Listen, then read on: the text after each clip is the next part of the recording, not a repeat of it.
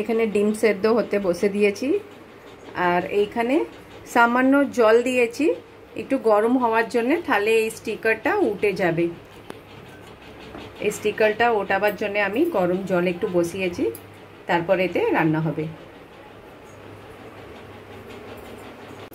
এই দেখো এটা কি সুন্দর এবার উঠে যাবে। এই দেখো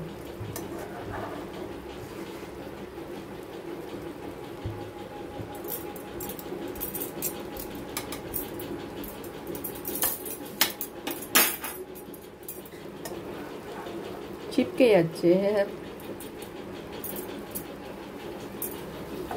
এটা একটু ঘষে নিতে হবে, এখানে আটাটা বেশি আছে। তো এইভাবে দেখো উঠে গেছে। এইখানে দেখো আমার ডিম ভাজা হয়ে গেছে, এক পিঠ হয়েছে, এবার এক পিঠ হবে।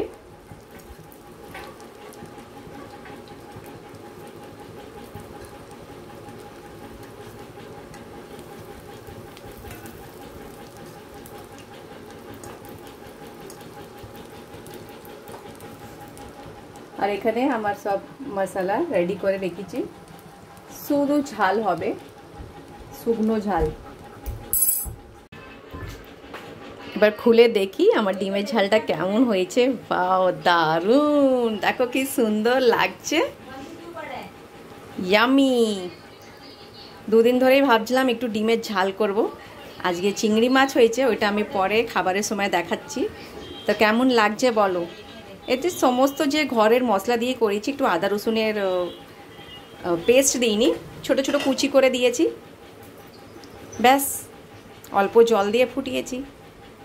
চলো এটা এখন ঢাকা দিয়ে রেখে দিই, খাবার বাড়ি।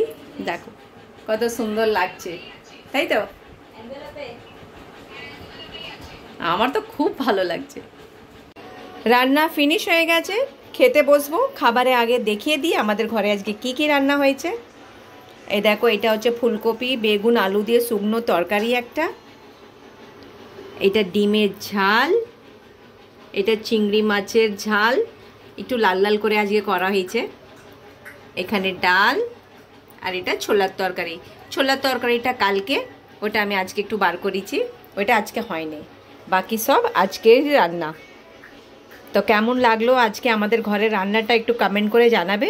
আর যারা যারা খেতে ভালোবাসো তো আমাকে কমেন্ট করে জানাও, ওয়েলকাম, আমাদের ঘরে আসতে পারো।